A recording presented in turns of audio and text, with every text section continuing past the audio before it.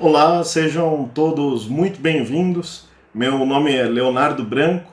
Eu tenho um prazer muito grande de estar aqui com vocês no Congresso Nacional Online de Contabilidade e nós vamos conversar hoje a respeito do IPI e mais especificamente a respeito do valor tributário mínimo, que, como vocês sabem, é uma matéria sujeita a muita controvérsia nos tribunais, né? Seja no âmbito administrativo ou judicial.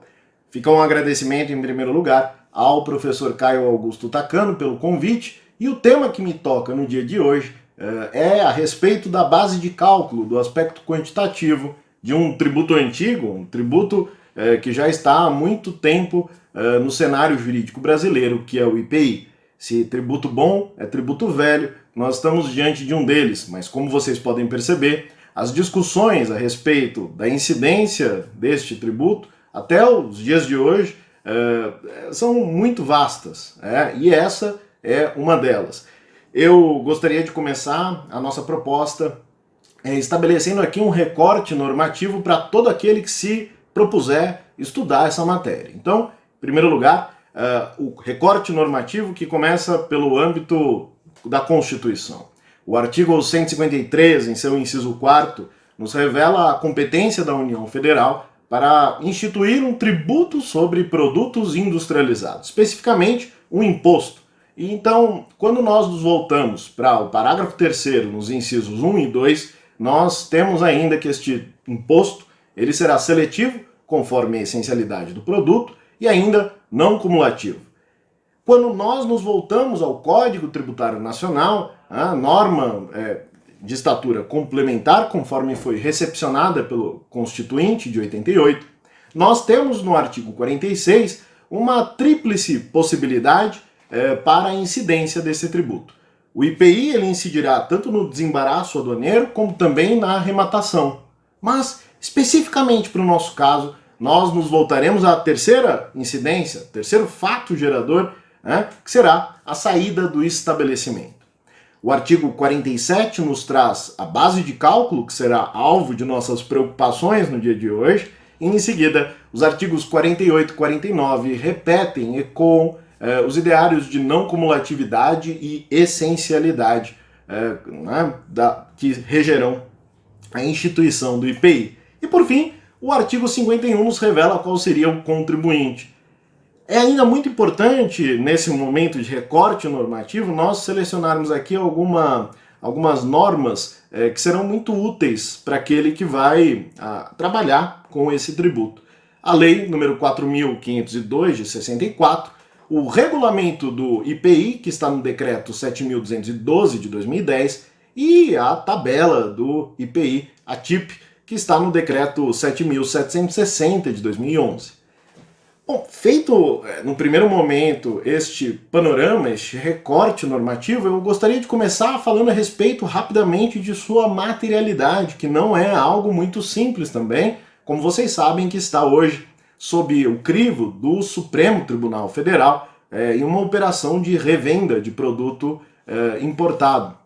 Nós falaremos rapidamente a respeito deste ponto, mas eu gostaria de trazer aqui, como na forma de uma homenagem, uma definição do professor Eduardo Botelho. Professor Eduardo Botelho, falecido muito recentemente e que se consagrou ao longo de sua vida como uma grande autoridade a respeito de IPI. O professor Eduardo Botelho nos revelava um IPI que incide sobre operações jurídicas com produtos industrializados. Nós temos aqui uma tal hipótese de incidência que se revela como industrializar produto e levá-lo para além do estabelecimento produtor, ou seja, nós estamos diante de um negócio jurídico translativo da propriedade, uma alteração da titularidade. Bom, nós vamos problematizar um pouco a respeito disso, mas quando nós nos voltamos ao artigo 46, o que nós temos como segurança, como ponto de partida, é uma industrialização.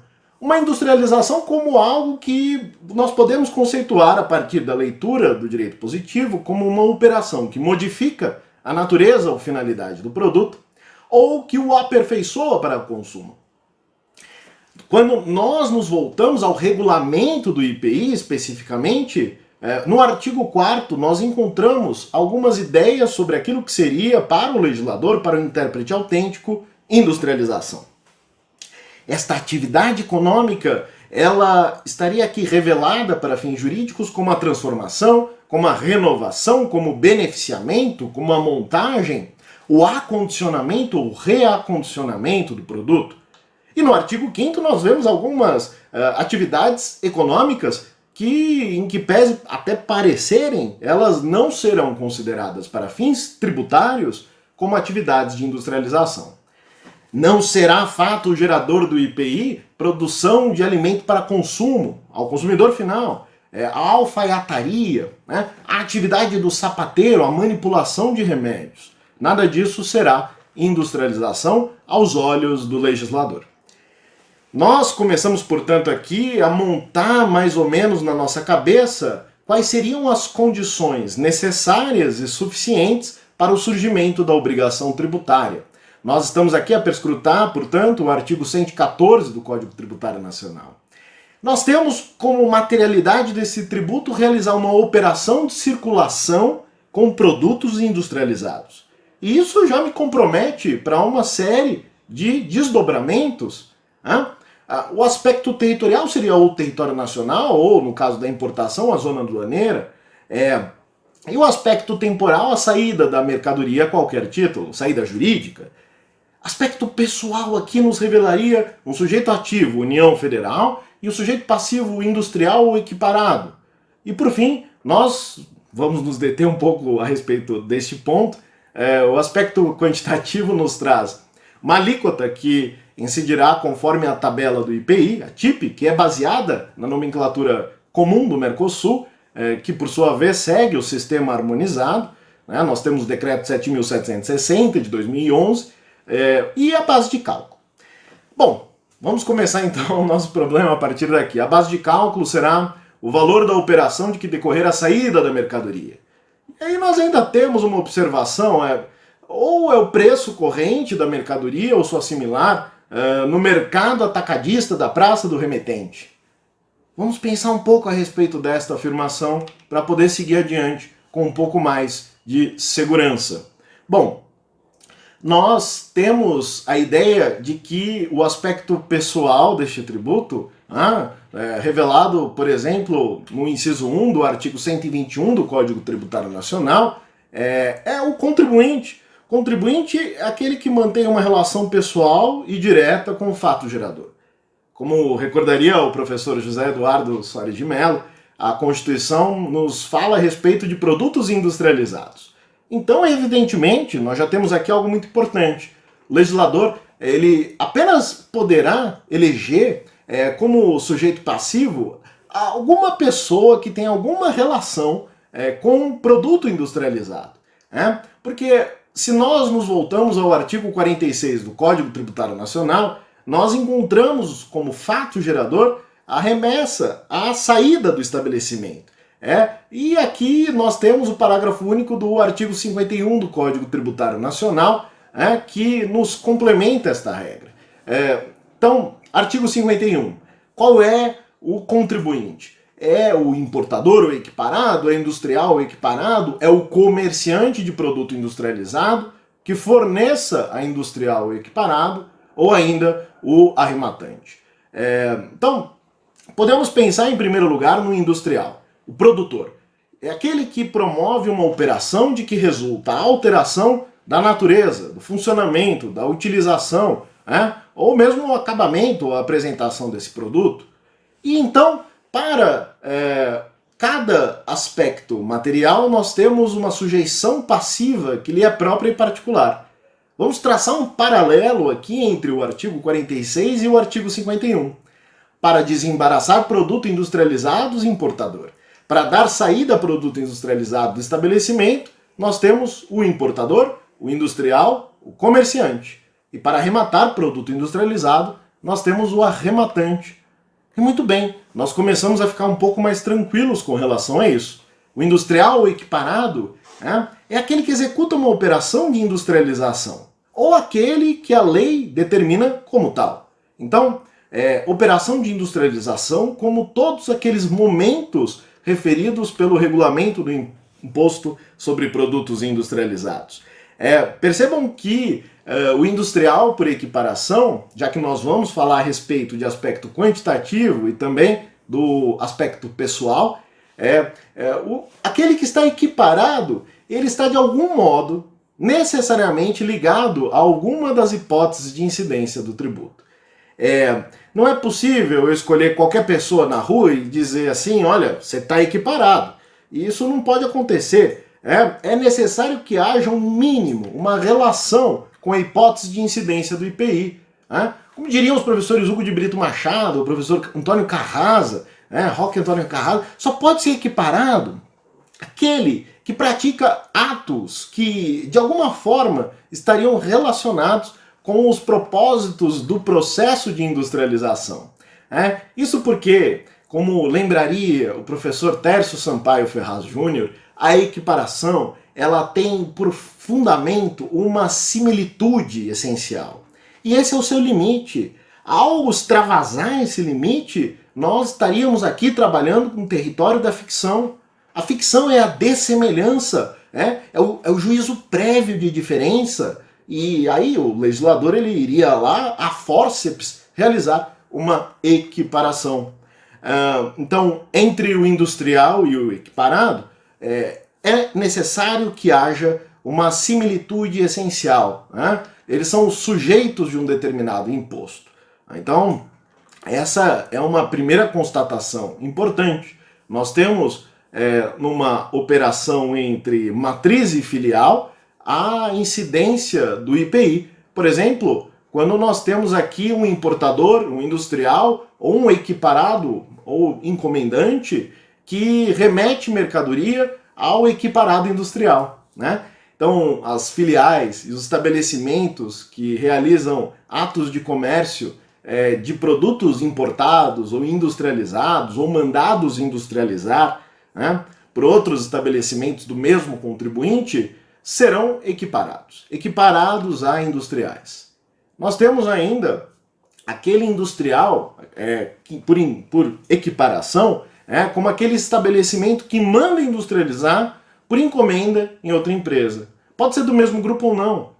Então a remessa de matéria-prima, produto de embalagem, ou produto intermediário, material de embalagem, nós teremos aqui a ideia da equiparação do comerciante encomendante. Na verdade, a remessa da matéria-prima, do produto intermediário ou do material de embalagem para o industrial, inclusive se terceiro, esse comercial, não necessariamente ligado ao comerciante encomendante, ele será feito com suspensão do IPI, nos termos do artigo 43 do regulamento. Agora, o retorno do produto acabado também vem com suspensão do IPI. E a saída desse comerciante encomendante necessariamente estará sujeita à cobrança desse imposto. Porque aqui nós temos uma equiparação legal. Então, percebam que quando nós temos aqui essas regras elas trabalham com sujeitos passivos que são equiparados porque tem algo a ver com a operação de industrialização. E ainda uma terceira possibilidade, o equiparado por opção. O equiparado por opção é aquele cara que faz venda por atacado de matéria-prima, produto intermediário, embalagem, equipamentos e outros bens de produção, e ele busca se equiparar ao industrial, justamente para que não haja a quebra da cadeia não cumulativa. Nós temos, portanto, aqui a ideia de uma cadeia não cumulativa, tomada de crédito e pagamento de débitos em conta gráfica do próprio contribuinte, sem solução de continuidade, o que acaba por refletir no preço da mercadoria e na própria possibilidade daquele contribuinte sobreviver no mercado em um ambiente concorrencial. Agora, a equiparação, toma muito cuidado, ela será obrigatória em uma hipótese. Se o fornecedor intermediário já for industrial, mas ele compra bens de produção de terceiro para revenda. Nesse caso, não há opção, há uma verdadeira obrigatoriedade. O que nós estamos vendo, né, nós fizemos só um passeio pela legislação do IPI nesse primeiro momento, é que existe aqui uma centralidade da base de cálculo na definição do tributo. Como diria o professor Rui Barbosa Nogueira, a base imponível é a própria perspectiva dimensível do aspecto material, né? Isso daí, num juridiquês muito pesado, ele acaba por querer dizer algo que seria dito com mais clareza, por exemplo, pelo professor Rubens Gomes de Souza. Para cada base de cálculo, nós temos um tributo diferente. Para cada base de cálculo, nós temos um tributo diferente. Portanto, muito cuidado no momento da definição da base de cálculo. E se ela é tão importante assim, você vai se lembrar do paralelo que nós fizemos logo mais com o artigo 51, quando nós visitamos a materialidade. Nós pareamos o artigo 46 com o 51. Vamos fazer a mesma coisa com a base de cálculo. Então, artigo 46, materialidade do tributo, verbo mais complemento, desembaraçar produto industrializado. Preço normal, base de cálculo do artigo 47, mais imposto de importação, mais taxas de importação, mais o câmbio. Segundo lugar, dar saída a produto industrializado do estabelecimento. Vamos para o artigo 47, inciso 2. É o valor da operação da saída da mercadoria. Não havendo o valor da operação da saída da mercadoria, nós vamos para o preço corrente no mercado atacadista na praça do remetente. E, por fim, arrematar produto industrializado terá como paralelo, no artigo 47, a sua contraparte do preço de arrematação. Vocês já perceberam, nesse momento, que nós estamos aqui focados em um aspecto bastante específico do critério quantitativo, que é a base de cálculo. Então, se eu dou saída a produto industrializado do meu estabelecimento, eu tributarei com o IPI o valor da operação. O valor da operação da saída. Minha questão é, e quando não é confiável o valor da operação? Neste caso, eu vou ter que tomar outro caminho. E o meu caminho aqui vai ser buscar qual seria o preço corrente no mercado atacadista da praça do remetente. É uma linguagem da década de 60, né? Nós estamos falando aqui do Código Tributário Nacional. Bom, então nós temos base de cálculo do IPI em uma operação interna como o valor da operação. O valor da operação é composto por preço do produto, valor do frete e despesas acessórias. Aquelas despesas que serão cobradas ou debitadas pelo contribuinte ao comprador, que é o destinatário. E aí nós nos voltamos, por exemplo, para o parágrafo 2º do artigo 14 da Lei 4.502. Eu não posso deduzir os descontos, as diferenças, os abatimentos, ainda que incondicionais.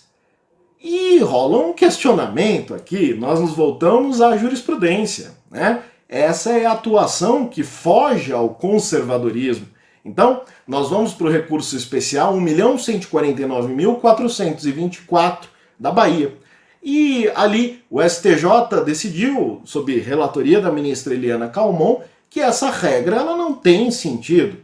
Os descontos que são incondicionais, eles, de fato, não compõem a expressão econômica daquela operação. Perceba que se o imposto, e nós estamos diante de um típico imposto, ele visa gravar, morder a capacidade contributiva, a manifestação de riqueza, então, neste caso aqui, é óbvio que é permitida a dedução de valores da base de cálculo do IPI que correspondam a descontos incondicionais, a dúzia de 13, né? Então, perceba que quando nós nos voltamos à composição da base de cálculo, nós não temos algo tão tranquilo. As dificuldades começam já para a formação ordinária da base de cálculo. O que nós temos aqui, nos artigos 48 e 49 do Código Tributário Nacional, é a ideia de um tributo que seja não cumulativo. E qual tipo de não cumulatividade nós aplicamos neste caso? É uma modalidade de subtração indireta, imposto sobre imposto. Eu vou abater do imposto devido o imposto que incidiu na etapa anterior, eu pago a diferença. Então, é uma sistemática muito próxima daquela do ICMS, crédito e débito de imposto, que busca o quê? A neutralidade na formação do preço para o consumidor. Eu desonero a exportação. Eu vejo a carga tributária na cadeia produtiva e não olhando isoladamente o contribuinte. Né? Perceba que quando nós falamos de não cumulatividade voltada para a IPI, nós temos uma compensação com débitos do próprio imposto que são decorrentes das saídas dos produtos tributados. Eu tenho uma incidência que será automática da compensação em conta gráfica. A conta gráfica que é o próprio livro de registro de apuração do IPI. Nesse sentido, nós temos os artigos 225 e 477 do regulamento do IPI. E aí começa a nossa dificuldade.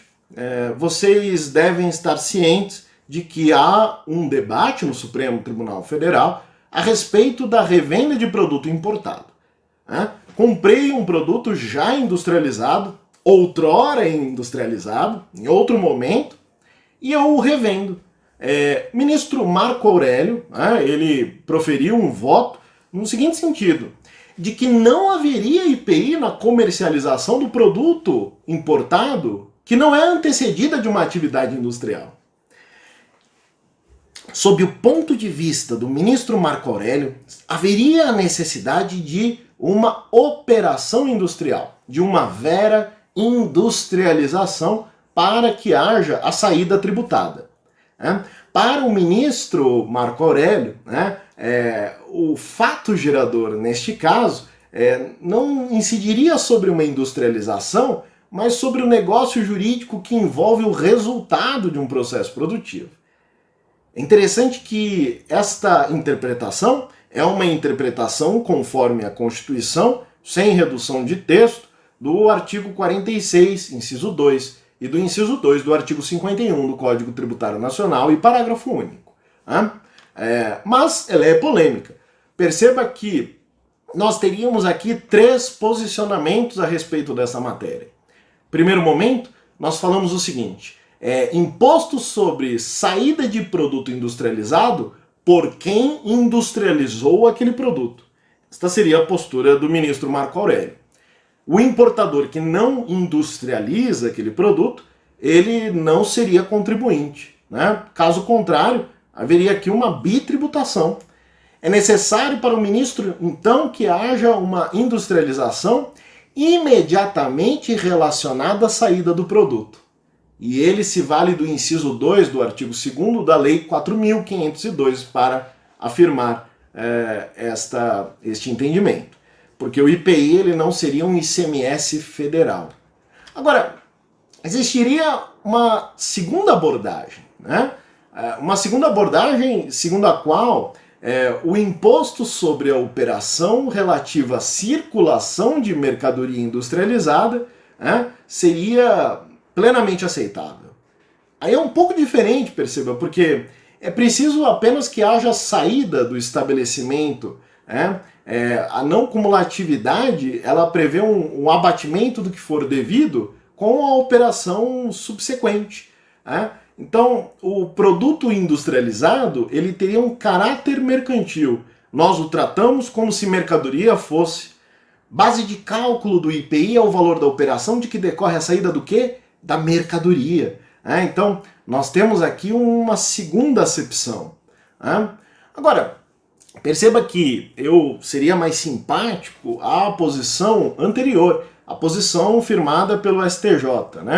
Nós tivemos um recurso especial, 1.403.532 de Santa Catarina, em que a Corte Especial ela acabou por firmar um tema de repetitivo, o número 912, segundo o qual o produto importado está sujeito a uma nova incidência do IPI quando houver a saída do estabelecimento importador, mesmo que não tenha sofrido industrialização. E por quê? Bom, porque a circulação que eu vou tributar é de um produto industrializado. Isso não tem nada a ver com a ideia de que o fato gerador tenha que estar atrelado a uma operação de industrialização. Então, existem aqui dois fatos geradores. Um fato gerador é o IPI na importação. Outro fato gerador seria o IPI interno, né? O que existe de vedação constitucional no inciso 11 do parágrafo 2º do artigo 155 da Constituição é a vedação à bitributação de IPI e ICMS.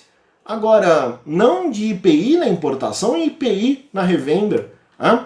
Esta é a posição do STJ. Eu trago aqui, por exemplo, uma afirmação do ministro Mauro Campbell. Né? A circulação que se tributa é de um produto industrializado e não que tenha que haver a industrialização naquele momento. Né? Bom, dito isto, nós temos aqui já uma celeuma, uma dificuldade para o estabelecimento da própria ideia de creditamento já no início, já na chegada da mercadoria e na sua revenda, né, no mercado interno. Esta questão, como vocês podem perceber, ela está sujeita à análise do Supremo Tribunal Federal. Bom, nós temos, quando falamos do aspecto quantitativo, a ideia de um sistema harmonizado de designação e codificação de mercadorias. Né? Eu busco na TIP o código da posição que vai designar uma determinada mercadoria.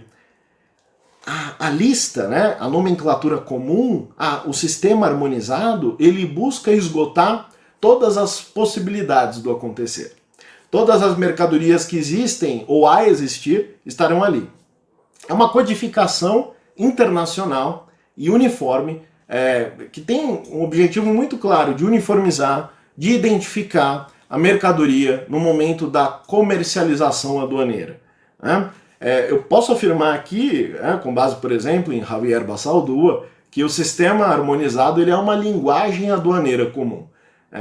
A classificação de mercadorias do Brasil ela é utilizada na determinação de alíquotas tanto do imposto de importação, pela TEC, né, como das alíquotas do IPI pela TIP. E nós vamos focar aqui na TIP. E eu gostaria, já que nós estamos falando um pouco sobre a parte contábil, a parte operacional, trazer uma questão até de compliance aqui, que é muito importante hoje em dia. Imagina o seguinte, né? Já que nós estamos falando dos assuntos atinentes à base de cálculo do IPI. Você é um adquirente de mercadoria e o seu fornecedor ele fez um destaque a maior de IPI por erro de classificação fiscal. Ele classificou mal na TIP e ele te mandou a mercadoria com um código errado e você viu. Mas qual é o seu papel? Qual é o papel do adquirente? Ele reclassifica, né? E ele notifica o fornecedor com base no artigo 266 do RIP? Perceba que nós temos uma dificuldade. A Receita Federal ela vai autuar caso você não o faça. Porém, é correta essa autuação? Aquele contribuinte que sofre uma autuação por reconhecer créditos a maior devido a erro de classificação fiscal, não do adquirente, mas do fornecedor, ele deve ser penalizado? Porque quando nós nos voltamos à leitura do artigo 266 do RIP, nós temos ali disposições sobre características que seriam exigíveis de imediato. Né? Eu não posso glosar o crédito do adquirente de boa-fé. Né? Agora, qual que é a exigência? Né? Não, vai caber ao adquirente ele examinar se os produtos estão rotulados, marcados, selados, se eles estiverem sujeitos ao selo de controle, por exemplo, se eles estão acompanhados dos documentos exigíveis, se os documentos eles atendem às prescrições formais do regulamento. Agora me desculpe, exigir do adquirente a correta classificação fiscal da mercadoria do fornecedor é repassar à iniciativa privada, ao adquirente da mercadoria, um ônus que ele não tem. Então, neste sentido, veio entendendo o Conselho Administrativo de Recursos Fiscais, por exemplo, no acórdão número 3401-003-751 da minha relatoria, em que a turma entendeu, por unanimidade de votos, que não seria possível a reversão da glosa. Não seria possível manter a glosa, perdão. Justamente devido a esse fato. Agora, perceba que a posição do CARF foi alterada. E atualmente há turmas que entendem pela possibilidade da autuação do contribuinte, ainda que tenha agido de boa fé. E o artigo 136 do Código Tributário Nacional nos fala a respeito da impossibilidade da penalização daquele contribuinte que não tenha agido com culpa. Então, se não há negligência, imperícia, imprudência do contribuinte, do adquirente de boa-fé, é inviável a possibilidade da manutenção de uma multa contra ele, né? Isso já é o início de uma discussão muito interessante. Eu quis trazê-la porque há uma hesitação jurisprudencial a respeito da matéria nas câmaras ordinárias, nas turmas ordinárias do CARF. Então, percebam que é necessário que exista uma inteligência, uma intelecção muito grande sobre as normas que regem o IPI para dele falar. Porque hoje há contencioso administrativo e judicial a respeito deste tributo. Bom, vamos pensar aqui na ideia de equiparação e aí a gente vai entrar de uma vez no nosso assunto. Imagina uma operação normal que faz a revenda da indústria para o consumidor. Eu tenho uma tributação aqui, né? Mas imagina que eu, como industrial, resolvo abrir uma empresa distribuidora, né, que não não sofra a incidência do IPI. E ela faz a revenda para o consumidor final. Esta operação reestruturada, ela sofrerá alguma regulamentação? Sofrerá. Bom, nós temos aqui no artigo 10º do RIP de 2010, que corresponde aos artigos 7º e 8º da Lei 7.798, a ideia da equiparação ao estabelecimento industrial. Se eu tenho um estabelecimento atacadista que adquire alguns produtos, por exemplo, cosméticos, de estabelecimentos industriais ou equiparados a industriais, eu preciso seguir algumas regras, né? Eu terei uma equiparação. Eu estou falando aqui quando o adquirente e o remetente são controlados, coligados, interligados ou interdependentes. Cada uma dessas palavras vai ter um repertório normativo próprio, né? Então, uma empresa interdependente, por exemplo, é aquela regida pelo artigo 42 da Lei 4.502, de 64. Pode ser por participação societária, maior ou igual a 15%. Né?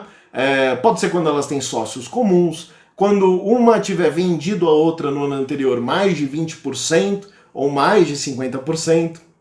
Né? Ou em outros casos, né? Mas aqui em todos esses casos eu tenho uma interdependência, né? E cada um deles terá um repertório normativo próprio. Vamos pensar um pouquinho a respeito da base de cálculo, né? Existe um acórdão da desembargadora Consuelo Yoshida, do TRF3, no sentido de que o fato gerador do IPI ele tem origem em operações realizadas com produtos industrializados e não necessariamente nas operações de industrialização. Esse é o posicionamento atual, por exemplo, do TRF3.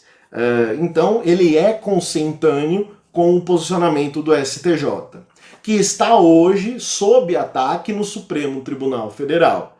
Nós falamos sobre a materialidade desse tributo, se envolve direta e imediatamente ou não uma operação de industrialização.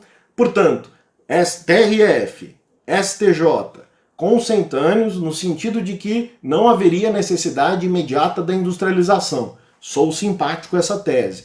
Supremo Tribunal Federal, voto isolado do ministro Marco Aurélio. Não é necessário. Nós temos ainda algumas dificuldades práticas de aplicação da legislação, por exemplo, do adquirente de mercadoria sujeita a IPI com erro na classificação fiscal. Nós temos uma hesitação jurisprudencial que está hoje no âmbito do contencioso administrativo. Bom, diante dessas incertezas, diante das certezas que nós temos o artigo 46, que nos traz como fato gerador saída do produto de estabelecimento industrial ou equiparado. O inciso 2 do 47, que nos traz como base de cálculo valor da operação de que decorre a saída da mercadoria. E nós vamos para o parágrafo 1º do artigo 190 do RIP para entender o que seria o valor da operação. É preço do produto, mais valor do frete, mais as despesas acessórias cobradas pelo contribuinte do destinatário. E aí nós chegamos aqui onde estamos agora. Quando há a cisão das atividades empresariais, industrial e atacadista, dentro de um mesmo grupo econômico, que acaba por implicar na diminuição da base de cálculo do IPI no atacado. Se eu tiver, então, um grupo em que houve isso, cisão da atividade empresarial entre industrial e atacadista, que implicou a diminuição da base de cálculo do IPI na operação atacadista, eu preciso aplicar uma SAR, uma regra específica, anti-elisiva, que é o artigo 195 do RIP. Nestes casos, eu crio uma base de cálculo fictícia para o IPI entre estas empresas interdependentes. Eu estou remetendo aqui ao artigo 612 do RIP. Quando eu penso no artigo 195 do RIP, eu tenho uma regra específica e clara nesses casos. Se eu tiver relação de interdependência entre dois estabelecimentos, o valor tributável ele tem um mínimo, ele tem um piso. Ele não pode ser inferior ao piso, ao preço do corrente no mercado atacadista da praça do remetente. Olha que coisa interessante, né? Se eu tiver aqui a seguinte situação, né, de um produto que é destinado a outro estabelecimento do próprio remetente, ou um estabelecimento de firma com a qual ele tem uma relação de interdependência, eu tenho um valor tributário mínimo. E qual é esse valor? É o preço corrente no mercado atacadista na praça do remetente. Mas quais são os métodos, né, para eu definir, então, a base de cálculo do IPI com valor tributário mínimo, que nós vamos chamar aqui de VTM, né? Primeiro, se tiver mercado atacadista, né, na praça do remetente, eu busco a média ponderada dos preços dos produtos remetidos. Agora, 2. Se não tiver mercado atacadista na praça do remetente, aí eu vou precisar usar elementos trazidos pelo legislador. E o legislador nos traz. Ele fala o seguinte: nesse caso, você não tem o que fazer, usa os custos de produção mais o lucro normal dessa operação. Você pega os custos de produção e o lucro normal. Vamos resumir para facilitar? O que eu tenho aqui? Eu tenho primeiro, constatei uma relação de interdependência. Eu tive aqui dois contribuintes, né? O mesmo grupo econômico, um é industrial, um é atacadista, são interligados. E esta estrutura, esta arquitetura social faz com que haja uma erosão na base de cálculo do IPI na saída do atacado. Então, quando isso acontece, eu tenho que aplicar um fator de valor tributário mínimo. O que eu faço? Eu olho para o mercado atacadista na praça do remetente e eu busco a média ponderada dos preços dos produtos remetidos. Agora, é possível que essa empresa esteja em um lugar em que não há mercado atacadista. Aí o legislador ele me dá os instrumentos. Ele fala, olha para os custos de produção e acresça aos custos de produção o lucro normal. Só que aí começam as discussões. Tá? Esse é o nosso problema, esse é o nosso histórico, o nosso background, e agora nós vamos para as dificuldades. Primeiro, o que é praça? Porque ele fala, busca o preço corrente na praça do remetente. O contribuinte, ele costuma dizer o seguinte, praça é um município. O fisco olha para o mercado econômico. Não dá para eu usar praça como município. Não tem uma norma que me diga isso. Então, eu tenho que olhar para o mercado econômico, uma construção dinâmica daquilo que seria a praça. Você já parou para pensar no que seria a praça? E aí nós vamos ter que pensar nisso. Porque quando nós nos voltamos ao inciso 2 do parágrafo único do artigo 196 do RIP, nós temos VTM como havendo mercado atacadista, preço corrente no mercado, média ponderada de preços nas empresas atacadistas da localidade. Não havendo mercado atacadista, custo de produção, despesa e margem de lucro normal. Ah, tá. Durante um longo período, praça foi interpretada como sinônimo de limite geográfico do município.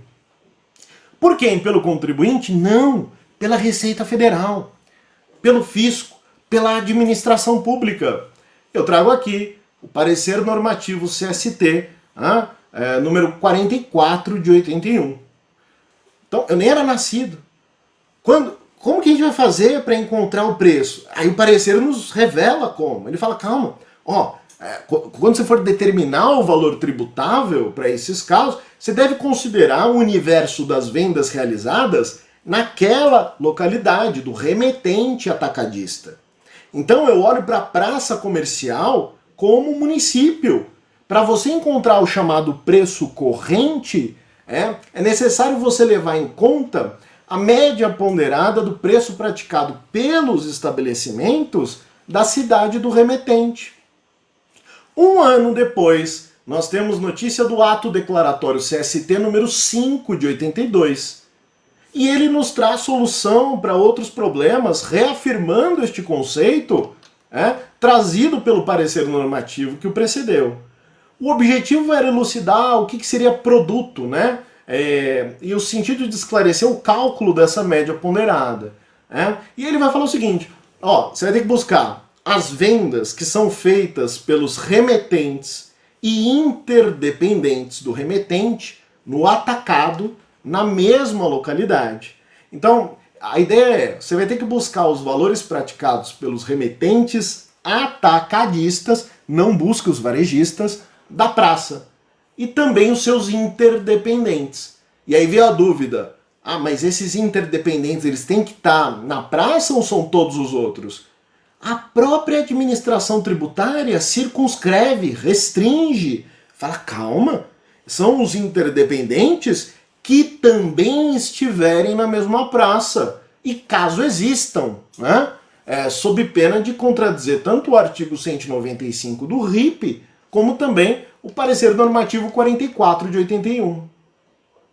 Então eu devo buscar todos os atacadistas que estiverem na mesma praça, e aí diria o parecer, também os interdependentes. E o interdependente que está fora da praça? Vem o ato declaratório normativo número 5 e esclarece, não, apenas os que estiverem dentro da praça. Bom, e aí nós temos esse posicionamento que perdurou por longos anos e temos uma dificuldade a partir de 2012.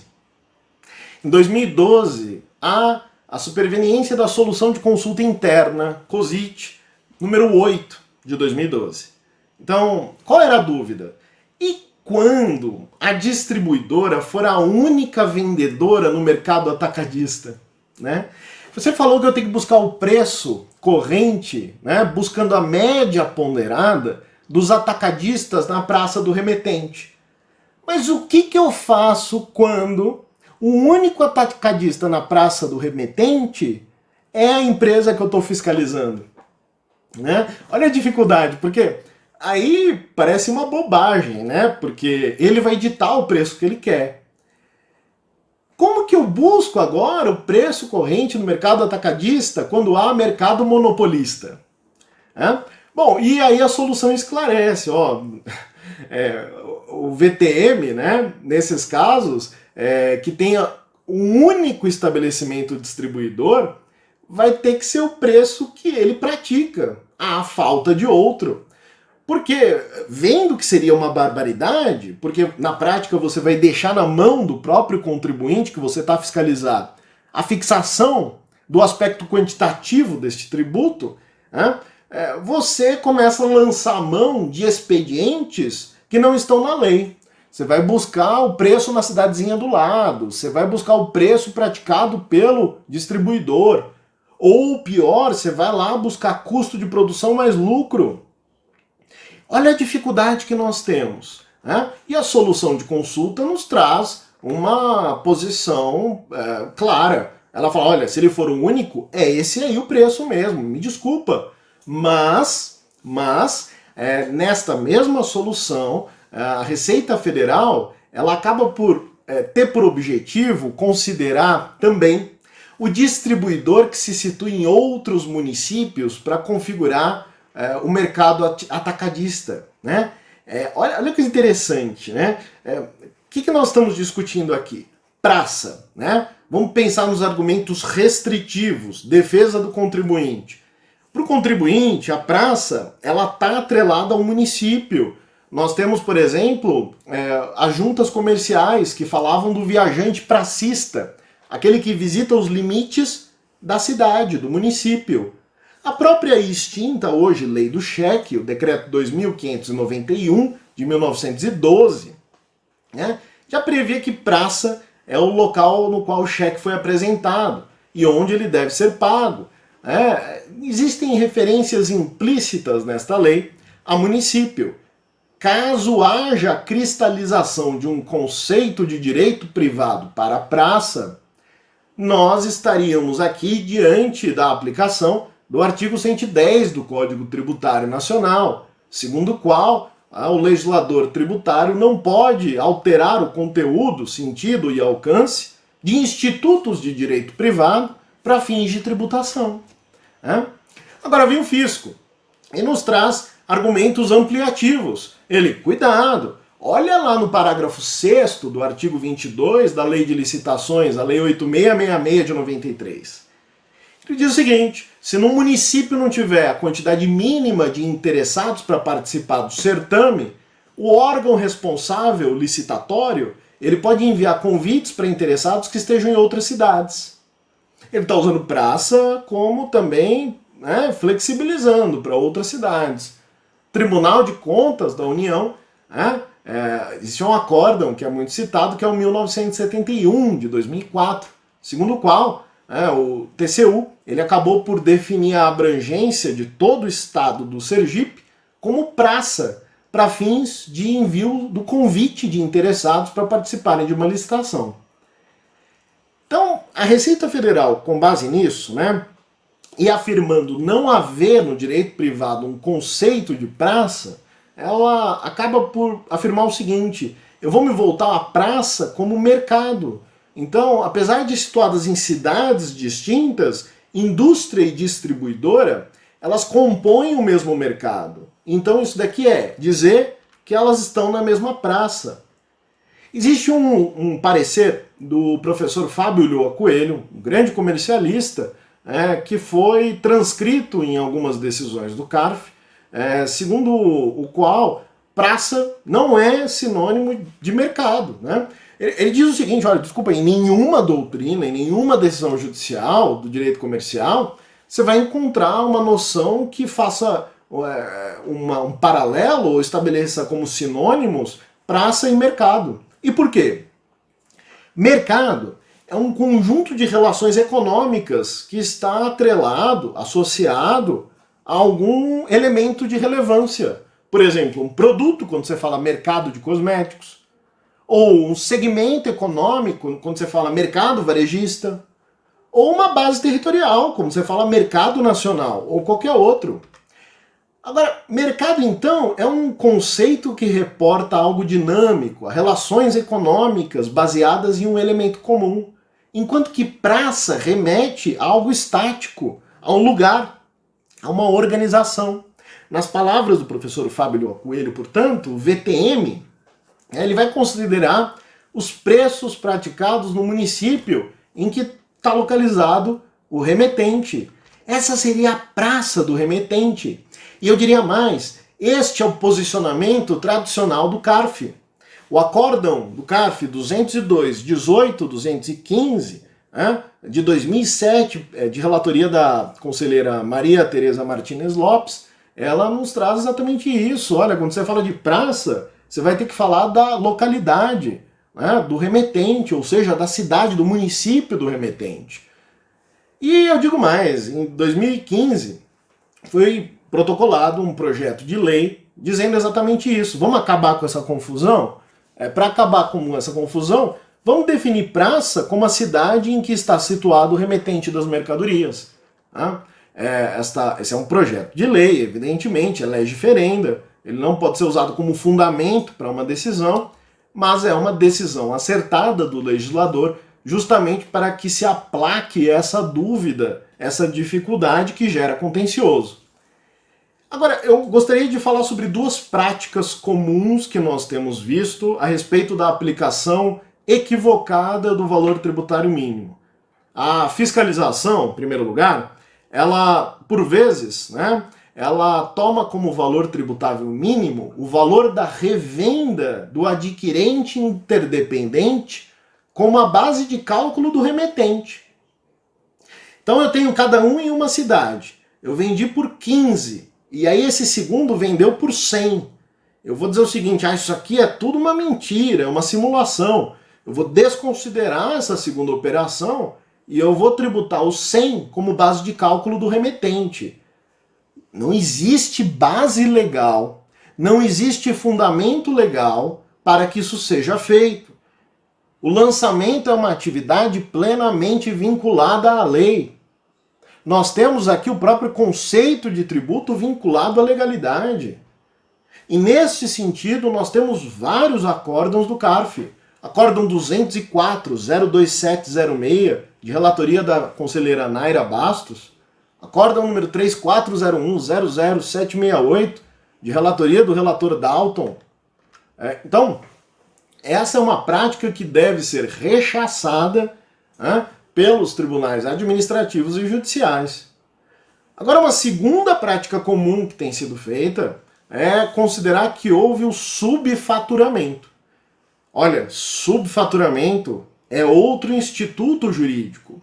E eu repito, para cada natureza jurídica, um regime jurídico que lhe é próprio e particular. O subfaturamento, ele não guarda similaridade com o valor tributário mínimo. Subfaturamento, ele se aproxima da figura da evasão. E se nós estamos diante da evasão, eu estaria diante da necessidade do arbitramento do preço, porque eu não consigo encontrá-lo, eu não consigo aferi-lo. Não é admissível a aplicação do artigo 148 do Código Tributário Nacional, que trata a respeito do arbitramento do preço, quando nós temos regras próprias de aplicação. E isto está sedimentado em um acórdão, que é o 3401-003-266 da minha turma, votado por unanimidade de votos, em que se tratou a respeito de planejamento tributário abusivo na figura do subfaturamento. Estas patologias atípicas, elas devem ser evitadas pelo auditor fiscal ao realizar uma fiscalização, sob pena de ele macular, com falta de fundamentos, o seu auto de infração.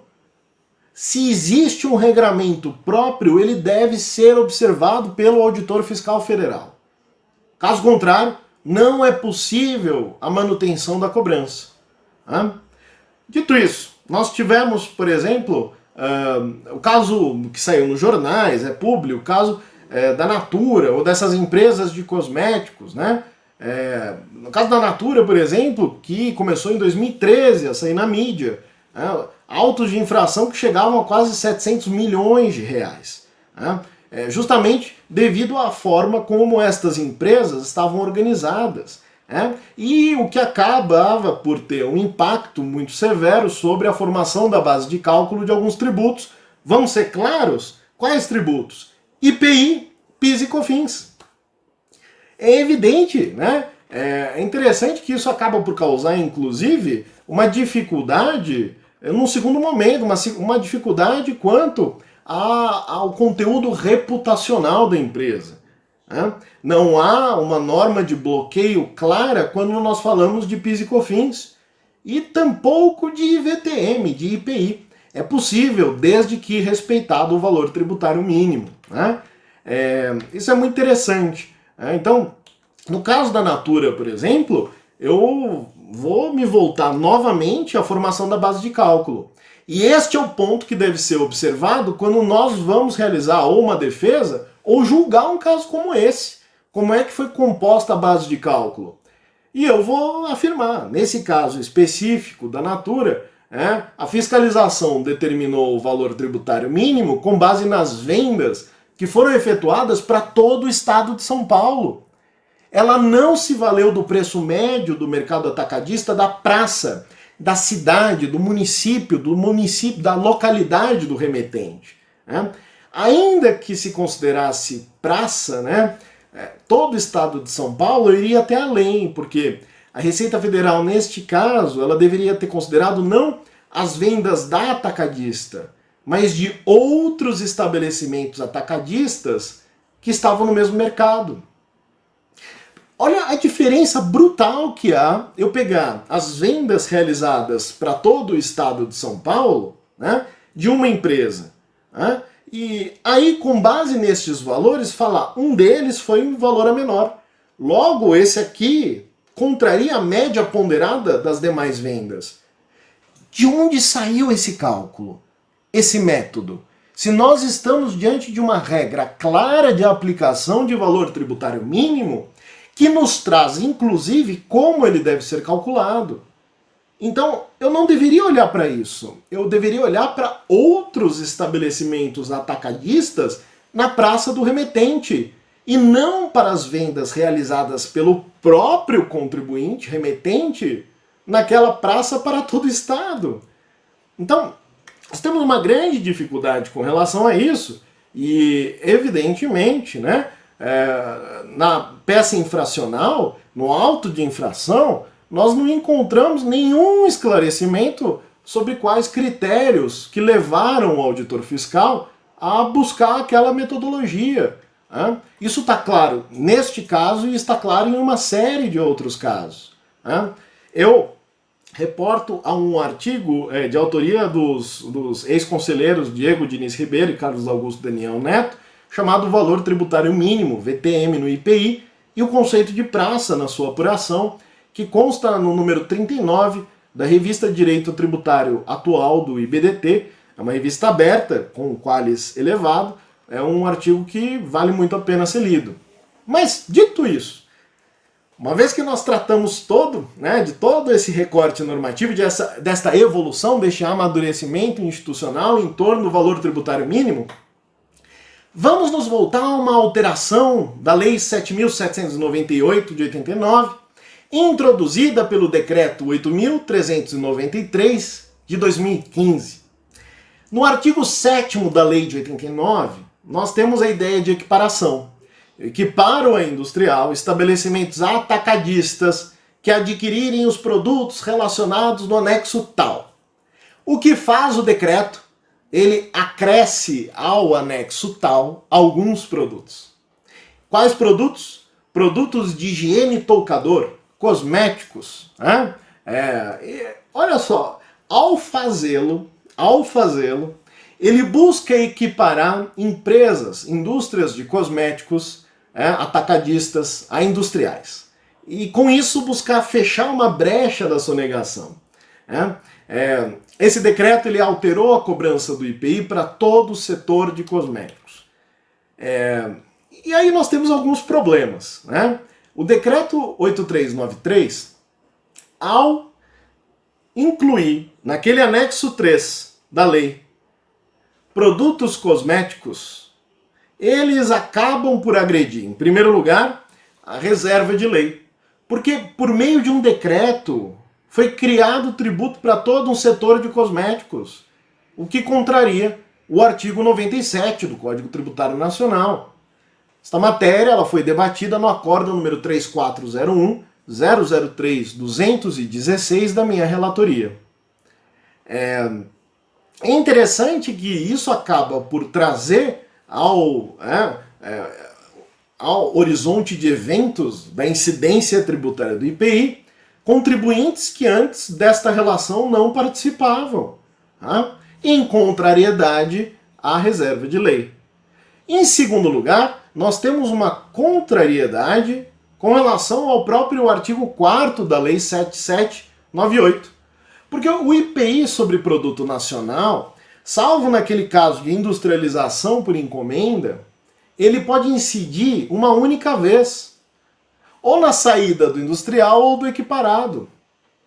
Este assunto foi enfrentado também no acórdão 3401-006-610 da minha relatoria.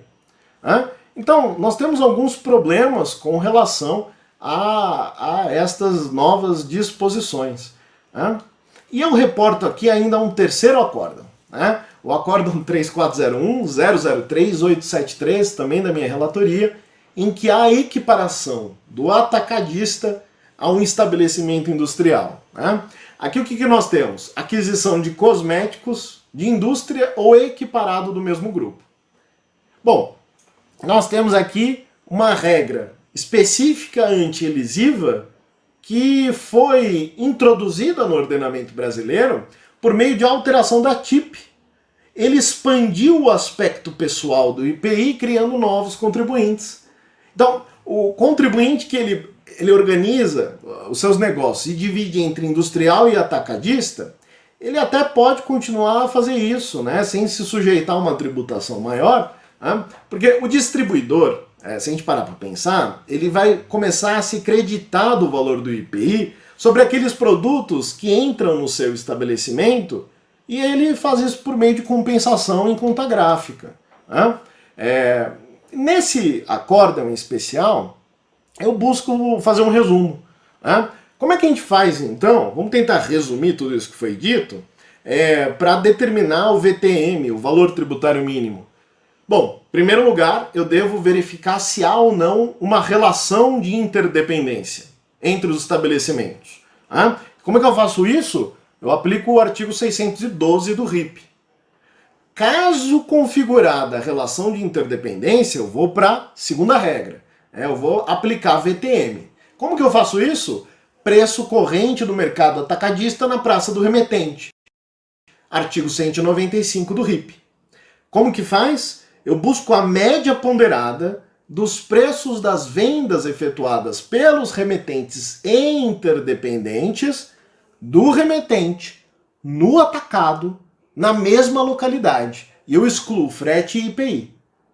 E aí, olha só, vamos dentro desse 2, considerar como produto aquela mercadoria que é caracterizada, individualizada. Ela tem uma mesma marca, o mesmo tipo, modelo, espécie, qualidade e número. E, em segundo lugar, considerar a praça como município, localidade, freguesia. E para isso eu aplico o parecer normativo 44 e o ato declaratório número 5 de 81 e 82. Depois de fazer tudo isso, aí eu vou para 3. A parte interdependente, ela pode ser, por exemplo, o único fornecedor. Quando eu tenho hipótese de mercado monopolista local, neste caso, o valor tributário mínimo aplicável é a média ponderada dos preços praticados por este distribuidor único para aquele produto. Pronto. Essa aqui é a receita do bolo para aplicação do VTM. É a receita do bolo. Mas, a partir de 2017, o que eu quero trazer aqui é a dúvida. As decisões do CARF começam a entender pela aplicação daquela solução de consulta número 8 de 2012. E existe aqui uma tendência entre algumas turmas a entender como praça não apenas o município, a freguesia, mas como mercado. É estendido o conceito de praça que passa a abranger a localidade do estabelecimento atacadista e não apenas do remetente.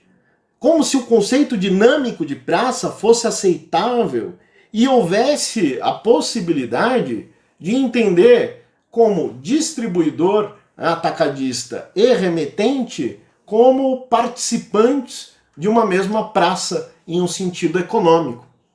Eu gostaria de trazer o acórdão CARF 3401 003-955 e 003-954 da minha relatoria com o voto vencedor do conselheiro Fenelon Moscoso de Almeida, que, neste caso, a turma, e eu fui vencido, no caso de um monopólio da distribuição, entende que o valor tributário mínimo ele deve ser calculado com base no preço de venda do atacadista, independentemente do local onde ele esteja.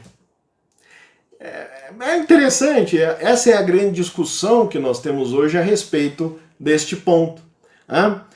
Houve um acórdão 3301-004-12642 de relatoria da conselheira Semira Misduro, em que, por unanimidade, a indústria do Espírito Santo e a distribuidora localizada em São Paulo foram consideradas como participando da mesma praça comercial, para fins de apuração do VTM.